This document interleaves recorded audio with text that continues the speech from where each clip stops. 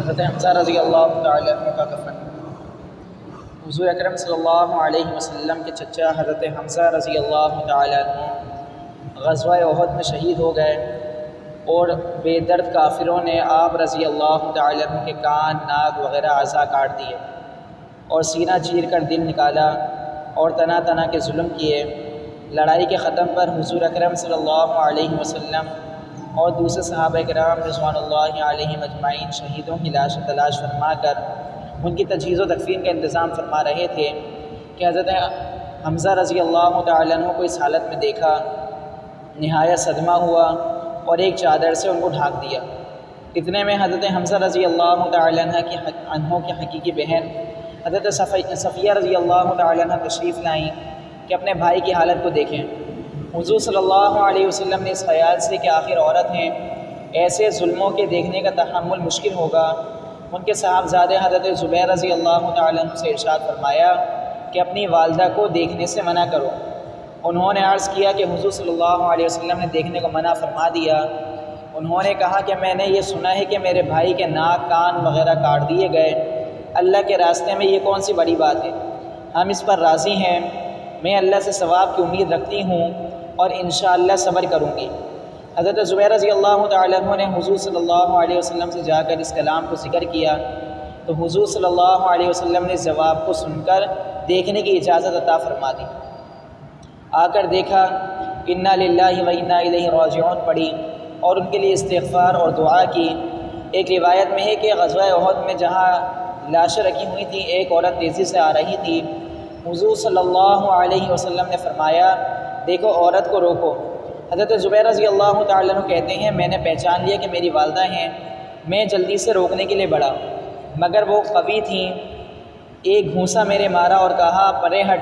میں نے کہا کہ حضور صلی اللہ علیہ وسلم نے منع فرمایا ہے، تو فوراً کھڑی ہو گئیں۔ اس کے بعد 2 کپڑے نکالے اور فرمایا کہ میں اپنے بھائی کے کفن کے لیے لائی تھی کہ میں ان کے انتقال کی خبر سن چکی تھی، ان کپڑوں میں ان کو کفن دینا۔ ہم لوگ وہ کپڑے لے کر حضرت حمزہ رضی اللہ تعالیٰ عنہ کو کفنانے لگے کہ برابر میں ایک انصاری شہید پڑے ہوئے تھے جن کا نام حضرت سہیل رضی اللہ تعالیٰ عنہ تھا۔ ان کا بھی کفار نے ایسا ہی حال کر رکھا تھا جیسا کہ حضرت حمزہ رضی اللہ تعالیٰ عنہ کا تھا۔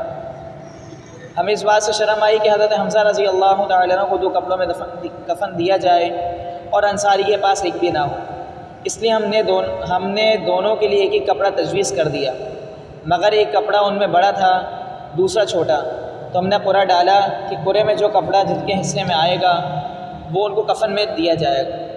قرعے میں بڑا کپڑا حضرت سہیل رضی اللہ تعالیٰ عنہ کے حصے میں آیا اور چھوٹا حضرت حمزہ رضی اللہ تعالیٰ عنہ کے حصے میں آیا، جو ان کے قد سے بھی کم تھا کہ اگر سر کو ڈھانکا جاتا تو پاؤں کھل جاتے اور پاؤں کی طرف کیا جاتا تو سر کھل جاتا۔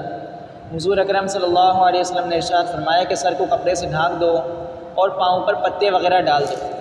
ابن سعد رضی اللہ تعالیٰ عنہ کی روایت میں ہے کہ حضرت صفیہ رضی اللہ تعالیٰ عنہ جب 2 کپڑے لے کر حضرت حمزہ رضی اللہ تعالیٰ عنہ کی لاش پر پہنچی تو ان کے قریب ہی ایک انصاری اسی حال میں پڑے ہوئے تھے، تو ایک کپڑے میں دونوں کو کفن دیا گیا۔ حضرت حمزہ رضی اللہ تعالیٰ عنہ کا کپڑا بڑا تھا۔ یہ روایت مختصر اور خمیس کی روایت مفصل ہے۔ فائدے میں لکھتے ہیں، یہ 2 جہاں کے بادشاہ کے چچا کا کفن ہے، وہ بھی اس طرح کہ ایک عورت اپنے بھائی کے لیے 2 کپڑے دیتی ہے، اس میں یہ گوارا نہیں کہ دوسرا انصاری بے کفن رہے۔ ایک کپڑا باڑ دیا جاتا ہے اور پھر چھوٹا کپڑا اس شخص کے حصے میں آتا ہے جو کئی وجہ سے ترجیح کا استقبال بھی رکھتا ہے۔ غریب، پردری اور مساوات کے دعوے دار اگر اپنے دعووں میں سچے ہیں تو ان پاک ہستیوں کا اتباع کریں جو کہیں کر نہیں بلکہ کر کے دکھلا دیں۔ ہم لوگوں کو اپنے لیے ان کا پیرو کہنا بھی شرم کی بات ہے۔ یہ صحابہ کرام رضوان اللہ علیہ اجمعین کی محبت تھی کہ کس طریقے سے اپنا جان، مال اللہ کے راستے کے اندر لٹا دیا۔ حضرت حمزہ رضی اللہ تعالیٰ عنہ جن کو سید الشہداء کہا جاتا ہے، حضرت محمد صلی اللہ علیہ وسلم کے چچا، لیکن شہادت کے وقت ایک کفن بھی نصیب نہیں ہوا۔ اور آج ہمارے پاس الحمدللہ کتنی ساری چیزیں موجود ہیں، اور آج ہم یہ سوچیں کہ آج ہم نے جو ہے کتنا اللہ کا شکر ادا کیا۔ صحابہ کرام رضوان اللہ علیہ اجمعین بھی کیا عجیب چیز تھے کہ ان کے اندر ایک کس طریقے سے جو ہے اللہ تعالیٰ کی محبت اور اللہ کے صلی اللہ علیہ وسلم کی محبت جو ہے وہ ان کے دلوں کے اندر موجود تھی۔ اللہ تعالیٰ ہمیں بھی صحابہ کرام رضوان اللہ علیہ اجمعین جیسے محبت نصیب فرمائے۔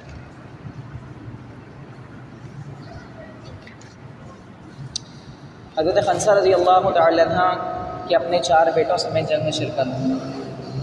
حضرت خنسہ رضی اللہ تعالی عنہ مشہور شاعرہ ہیں، اپنی قوم کے چند آدمیوں کے ساتھ مدینہ آ کر مسلمان ہوئی۔ ابن اثیر رحمۃ اللہ علیہ کہتے ہیں کہ اہل علم کا اس پر اتفاق ہے کہ کسی عورت نے اس سے بہتر شعر نہیں کہا، نہ ان سے پہلے نہ ان کے بعد۔ حضرت عمر رضی اللہ تعالی عنہ کے زمانے خلافت میں سن 16 ہجری میں قادسیہ کی لڑائی ہوئی، جس میں خنسہ رضی اللہ تعالی عنہ اپنے 4 بیٹوں سمیت شریک ہوئی۔ لڑکوں کو ایک دن پہلے بہت نصیحت کی اور لڑائی کی شرکت پر بہت ابھارا۔ کہنے لگی کہ میرے بیٹوں، تم اپنی خوشی سے مسلمان ہوئے ہو اور اپنی ہی خوشی سے تم نے ہجرت کی، اس ذات کی قسم جس کے سوا کوئی معبود نہیں، کہ جس طرح تم ایک ماں کے پیٹ سے پیدا ہوئے ہو اسی طرح ایک باپ کی اولاد ہو۔ میں نے نہ تمہارے باپ سے خیانت کی، نہ تمہارے ماموں کو رسوا کیا، نہ میں نے تمہاری شرافت میں کوئی دھبا لگایا، نہ تمہارے نسب کو میں نے خراب کیا۔ تمہیں معلوم ہے کہ اللہ جل شانہ نے مسلمانوں کے لیے کافروں سے لڑائی میں کیا کیا ثواب رکھا ہے۔ تمہیں یہ بات بھی یاد رکھنا چاہیے کہ آخرت کی باقی رہنے والی زندگی دنیا کی فنا ہو جانے والی زندگی سے کہیں بہتر ہے۔ اللہ جل شانہ کا پاک ارشاد ہے کہ یا ایھا الذین آمنوا اصبروا وصابروا ورابطوا واتقوا اللہ لعلکم تفلحون، کہ ایمان والو تکالیف پر صبر کرو اور کفار کے مقابلے میں صبر کرو اور مقابلے کے لیے تیار رہو تاکہ تم پورے کامیاب ہو۔ لہذا کل صبح کو جب تم صحیح سالم اٹھو تو بہت ہوشیاری سے لڑائی میں شریک ہو اور اللہ تعالیٰ سے دشمنوں کے مقابلے میں مدد مانگتے رہو، اور جب تم دیکھو کہ لڑائی زور پر آ گئی اور اس کے شعلے بھڑکنے لگے تو اس کی گرم آگ میں گھس جانا اور کافروں کے سردار کا مقابلہ کرنا۔ انشاءاللہ جنت میں اکرام کے ساتھ کامیاب ہو کر رہو گے۔ چنانچہ جب صبح کو لڑائی ہوئی تو زوروں پر ہوئی تو چاروں لڑکوں میں سے ایک نمبر وار آگے بڑھتا رہا اور اپنی ماں کی نصیحت کو اشعار میں پڑھ کر امنگ پیدا کرتا تھا، اور جب شہید ہو جاتا تھا تو اسی طرح دوسرا بڑھتا تھا اور شہید ہونے تک لڑتا رہتا تھا۔ بالآخر چاروں شہید ہوئے، اور جب ماں کو چاروں کے مرنے کی خبر ہوئی تو انہوں نے کہا کہ اللہ کا شکر ہے کہ جس نے ان کی شہادت سے مجھے شرف بخشا۔ مجھے اللہ کی ذات سے امید ہے کہ اس کی رحمت کے سائے میں ان چاروں کے ساتھ میں بھی رہوں گی۔ فائدے میں لکھتے ہیں ایسی بھی اللہ کی بندی مائیں ہوتی ہیں جو چاروں جوان بیٹوں کو لڑائی کی تیزی اور زور میں گھس جانے کی ترغیب دیں، اور جب چاروں شہید ہو جائیں اور ایک ہی وقت میں سب کام آ جائیں تو اللہ کا شکر ادا کریں۔ کیا ہی خوبصورت صحابہ کرام رضوان اللہ علیہ اجمعین کا اندر جذبہ تھا کہ اپنے نوجوان بیٹوں کو جو ہے اللہ کے راستے کے اندر شہید ہونے پر خوش ہو رہی ہیں۔ آج کل کی مائیں تو کہاں چلی گئی؟ اللہ تعالیٰ ہماری ماؤں کے اندر جو جذبہ پیدا کرے، ہماری خواتین کے اندر جو جذبہ پیدا کرے کہ ایمان کے لیے، اسلام کے لیے اپنی جان مال اللہ کے راستے کے اندر لگائیں۔ ایک حدیث میں آتا ہے کہ جو شخص نماز کا اہتمام کرتا ہے حق تعالیٰ شانہ 5 طرح سے اس کا اکرام و اعزاز فرماتے ہیں۔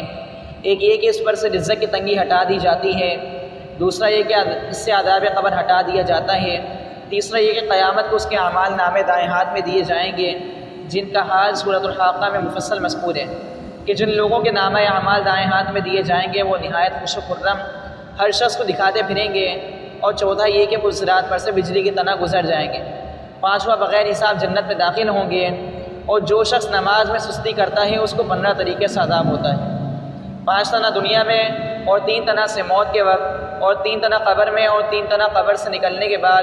دنیا کے 5 تو یہ ہیں، پہلا یہ کہ اس کی زندگی میں برکت نہیں رہتی، دوسرا یہ کہ صلحاء کا نور اس کے چہرے سے ہٹا دیا جاتا ہے، تیسرا یہ کہ اس کے نیک کاموں کا اجر ہٹا دیا جاتا ہے، چوتھا اس کی دعائیں قبول نہیں ہوتی، پانچواں یہ کہ نیک بندوں کی دعاؤں میں اس کا استحقاق نہیں رہتا۔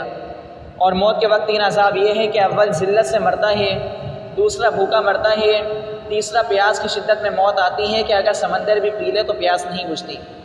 قبر کے 3 عذاب یہ ہے کہ پہلا اس پر قبر اتنی تنگ ہو جاتی ہے کہ پسلیاں ایک دوسرے میں گھس جاتی ہیں، دوسرا قبر میں آگ جلا دی جاتی ہے، تیسرا قبر میں ایک سانپ اس پر ایسی شکل کا مسلط ہوتا ہے جس کی آنکھیں آگ کی ہوتی ہیں اور ناخن لوہے کے، اتنے لمبے کہ ایک دن پورا چل کر اس کے ختم تک پہنچا جائے، اس کی آواز بجلی کی کڑک کی طرح ہوتی ہے، وہی کہتا ہے کہ مجھے میرے رب نے تجھ پر مسلط کیا ہے کہ تجھے صبح کی نماز ضائع کرنے کی وجہ سے آفتاب کے نکلنے تک مارے جاؤں، اور ظہر کی نماز ضائع کرنے کی وجہ سے عصر تک مارا جاؤں، اور پھر عصر کی نماز کی ضائع کرنے کی وجہ سے غروب تک، اور مغرب کی نماز کی وجہ سے عشاء تک، اور عشاء کی نماز کی وجہ سے صبح تک مارا جاؤں، جب وہ ایک دفعہ اس کو مارتا ہے تو اس کی وجہ سے وہ مردہ 70 ہاتھ زمین میں دھس جاتا ہے، اسی طرح قیامت تک اس کو عذاب ہوتا رہے گا۔ اور قبر سے نکلنے کے بعد کے 3 عذاب یہ ہیں: ایک، حساب سختی سے کیا جائے گا، دوسرا، حق تعالی شانوں کا اس پر غصہ ہوگا، تیسرا، جہنم میں داخل کر دیا جائے گا۔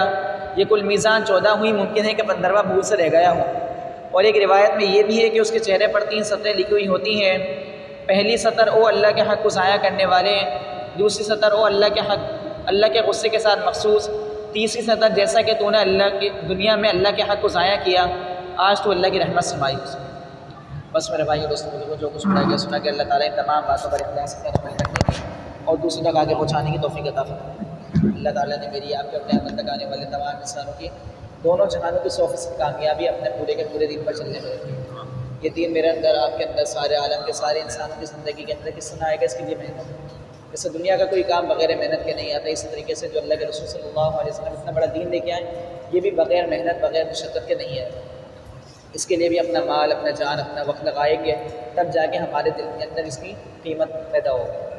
آج ہمارا نہ اس دین کی خاطر جان لگا، نہ مال لگا، نہ وقت لگا، اس لیے آج ہمیں اس دین کی قدر نہیں۔ جس چیز کے اوپر انسان کا جان، مال، وقت لگتا ہے، اس چیز کی اس کو قدر ہوتی ہے۔ انشاءاللہ میرا بھی اللہ کے راستے کے اندر اپنا جان، مال، وقت لگانے کے ارادہ کا کہہ رہا ہے انشاءاللہ۔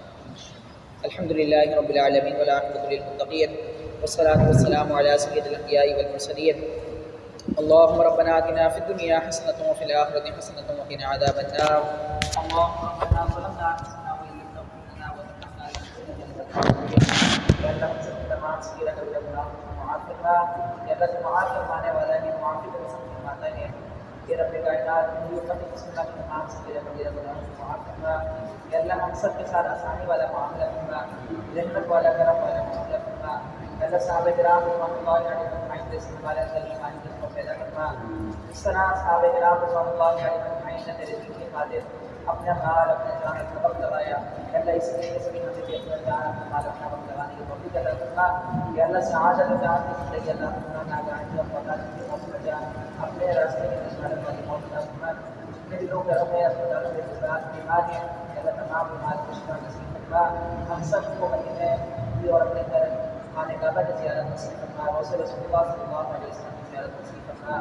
یا اللہ روضہ رسول اللہ صلی اللہ علیہ وسلم کی زیارت نصیب کرنا۔ یا اللہ جنت کے اندر رسول صلی اللہ علیہ وسلم کی زیارت نصیب کرنا، اپنا دیدار نصیب کرنا، صحابہ کرام رضوان اللہ علیہ اجمعین کی محبت نصیب کرنا۔ یا اللہ ایسے کام، ایسے اعمال کرنے کی توفیق عطا فرما جو تیری رضا کے سبب بنے، ایسے کاموں سے ہماری حفاظت کرنا جو تیری ناراضی کے سبب بنے۔ یا اللہ جتنی بھی کہنا جناب نبی کریم صلی اللہ علیہ وسلم فرماتی ہے، یا اللہ ان سب کے اپنا ہمارا نصیب کرنا۔ جتنے بھی شروع سے جناب نبی کریم صلی اللہ علیہ وسلم کا نام آنے سے ہماری بھی مدد کرنا۔ یا اللہ اہل فلسطین کی مدد کرنا، یا مسجد مسلمان کی مدد کرنا، یا اللہ ان ریورس مسلمان کی مدد کرنا۔ یا اللہ ہمارے حضرات کو غیرت نصیب کرنا، ہمیں بھی ان کے ساتھ پوری طریقے سے مدد کرنے کی توفیق عطا فرما۔ صلی اللہ تعالیٰ علیہ محمد وعلی آلہ محمد اجمعین برحمتک یا